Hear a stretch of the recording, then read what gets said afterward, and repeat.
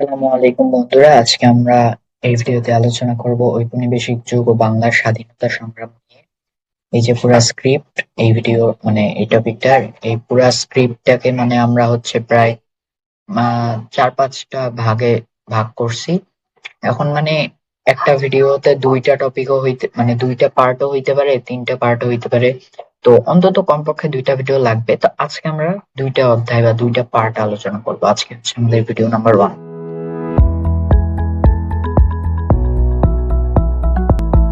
বাংলায় ইউরোপীয় বণিকদের আগমন ব্যবসা-বাণিজ্যের উদ্দেশ্য হলেও তারা আমাদের রাষ্ট্র ক্ষমতা দখল করে নেয়। এদের মধ্যে ব্রিটিশ ইস্ট ইন্ডিয়া কোম্পানি প্রতিযোগিতায় এগিয়ে যায়।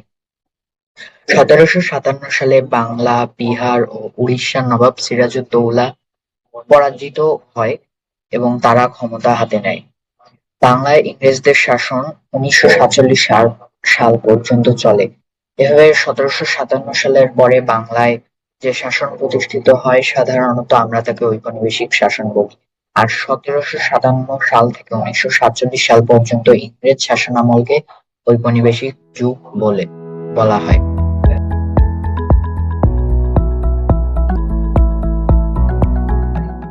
আচ্ছা, বাংলায় ঔপনিবেশিক শাসন। উপনিবেশ বলতে এমন একটি ভৌগোলিক অঞ্চলকে বোঝায় যা একটি বিদেশী সার্বভৌম রাষ্ট্রের রাজনৈতিক প্রভুত্ব ও প্রশাসনিক নিয়ন্ত্রণাধীন থাকে। উপনিবেশকরণ একটি প্রক্রিয়া যে প্রক্রিয়ার মধ্যে দিয়ে অর্থনৈতিক শোষণ ও লাভের উদ্দেশ্যে এক দেশ অন্য দেশকে নিজের দখলে আনে। দখলকৃত দেশটি দখলকারী দেশের উপনিবেশে পরিণত হয়। বাংলা প্রায় ২০০ বছর ইংরেজদের ঔপনিবেশিক শাসনাধীন ছিল। ১৭৫৭ সালে পলাশীর যুদ্ধে বাংলার নবাব সিরাজউদ্দৌলার পরাজয়ের মধ্যে দিয়ে এর সূচনা হয়, যা নানা আন্দোলন সংগ্রামের মধ্যে দিয়ে ১৯৪৭ সালে পরিসমাপ্তি ঘটে।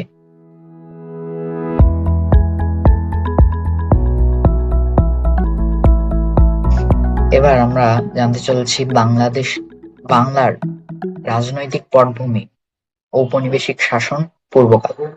প্রাচীনকাল থেকেই বাংলা অঞ্চলে মানব বসবাসের কথা জানা যায়। এই অঞ্চলটি বরাবরই ছিল ধন সম্পদে পূর্ণ একটি এলাকা। ফলে ইংরেজের আগমন অনেক আগে থেকেই এখানে বাইরের বিভিন্ন স্থান থেকে মানুষের আগমন ঘটতো। ইংরেজ আগমনের অনেক আগে থেকেই বাইরের অনেক মানুষ এখানে আসতো যে কোনো কারণে। সকলের আকর্ষণের প্রধান লক্ষ্য ছিল বাংলার অর্থনৈতিক প্রাচুর্য। খ্রিস্টপূর্ব যুগে বহিরাগত আর্য ভাষাভাষী জনগোষ্ঠী বাংলায় প্রবেশ করেছিল। খ্রিস্টপূর্ব ৩য় শতকে বাংলার উত্তরাংশ দখল করেন ভারতের মৌর্য সম্রাট অশোক। সে সময় পুন্ড্রনগর হয় বাংলার উত্তরাংশ। সে সময় পুন্ড্রনগর বা যেটাকে পুন্ড্রবর্ধন ভুক্তিও বলা হয়, সেটা হয় মৌর্যদের প্রবেশ। মৌর্যদের পর ভারতে প্রতিষ্ঠিত হয় গুপ্ত সাম্রাজ্য। ৪র্থ শতকে উত্তর বাংলা ও দক্ষিণ-পূর্ব বাংলার কিছু অংশ গুপ্ত সাম্রাজ্যের প্রতি চলে আসে, অধিকারে চলে আসে। গুপ্তদের পতনের পর ৭ম শতকে বাংলার দক্ষিণ না, উত্তর ও পশ্চিমাঞ্চলে প্রথম বাঙালি শাসক শশাঙ্ক কর্তৃক স্বাধীন রাষ্ট্র একটি প্রতিষ্ঠিত হয়। একই সময়ে পূর্ব ও দক্ষিণ-পূর্ব বাংলায় বঙ্গ নামে আরেকটি স্বাধীন রাজ্য গড়ে উঠেছিল। শশাঙ্কের মৃত্যুর পর ১০০ বছর ধরে বাংলায় অরাজকতা চলতে থাকে, যাকে সংস্কৃত ভাষায় বলা হয় মাৎসন্যায় যুগ। এরপর বাঙালির দীর্ঘস্থায়ী রাজ্য প্রতিষ্ঠিত হয় ৮ম শতকের মাঝপর্বে।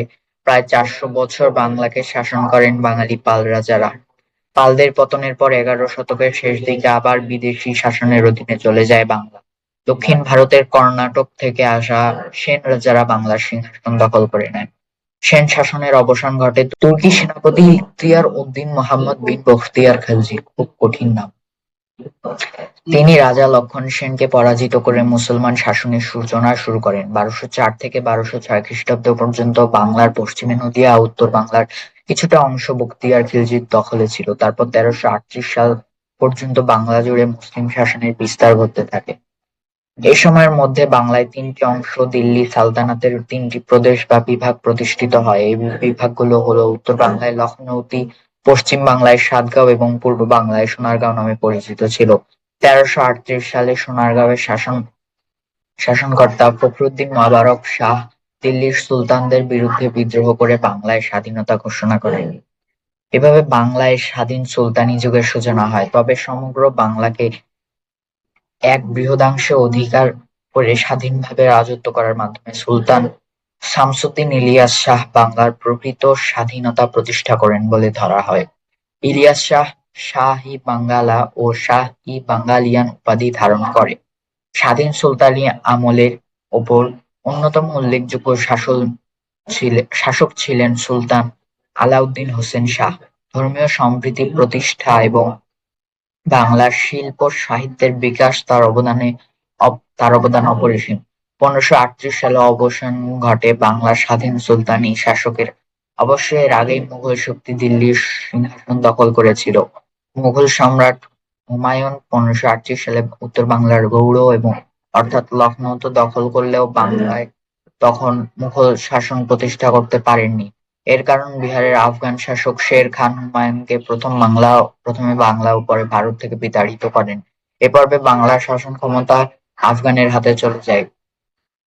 ভারতে ভারতে মুঘলরা আবার সংগঠিত হয় এবং 1576 সালে রাজমহলের যুদ্ধে আফগানদের হারিয়ে দিল্লি সিংহাসন পুনরুদ্ধার করেন। এরপরে সম্রাট আকবরের সময় 1576 সালে পশ্চিম বাংলা ও উত্তর বাংলার অনেকটা অংশ মুঘলদের অধিকারে আসে। বাংলার পূর্বাংশ অর্থাৎ আজকের বাংলাদেশ অংশ সহজে মুঘলরা দখল করতে পারেনি। বারো ভূঁইয়া নামে পরিচিত পূর্ব বাংলার জমিদাররা একযোগে মুঘল আক্রমণ প্রতিহত করেন। আকবরের সেনাপতি মান সিংহ কয়েকবার চেষ্টা করেও বারো ভূঁইয়াদের নেতা ঈশা খাঁকে পরাজিত করতে পারেন। সম্রাট জাহাঙ্গীরের আমলে 1610 সালে মুঘল সুবেদার ইসলাম খান চিশতি চূড়ান্তভাবে বারো ভূঁইয়াদের পরাজিত করে ঢাকা অধিকার করেন এবং তৎকালীন দিল্লির সম্রাট জাহাঙ্গীরের নাম অনুসারে জাহাঙ্গীরনগর নামকরণ করেন। এভাবেই বাংলায় মুঘল অধিকার প্রতিষ্ঠিত হয়। এই মুঘল শাসনে চলে 18 শতকের মাঝামাঝি পর্যন্ত। 1757 সালে পলাশীর যুদ্ধে নবাব সিরাজউদ্দৌলার পতনের মধ্যে দিয়ে মুঘল শাসনের চূড়ান্ত অবসান ঘটে। সেই সাথে বাংলার ক্ষমতা দখল করে ইংরেজ শক্তি। আর এভাবেই শুরু হয় ঔপনিবেশিক শক্তির শাসন। আজকে এ পর্যন্তই, বেশি বড় করব না। আসসালামু আলাইকুম। আপনারা কমেন্টে জানাবেন এই টপিকের বাইরে আরো কি কি ভিডিও দেখতে চান। আল্লাহ হাফেজ।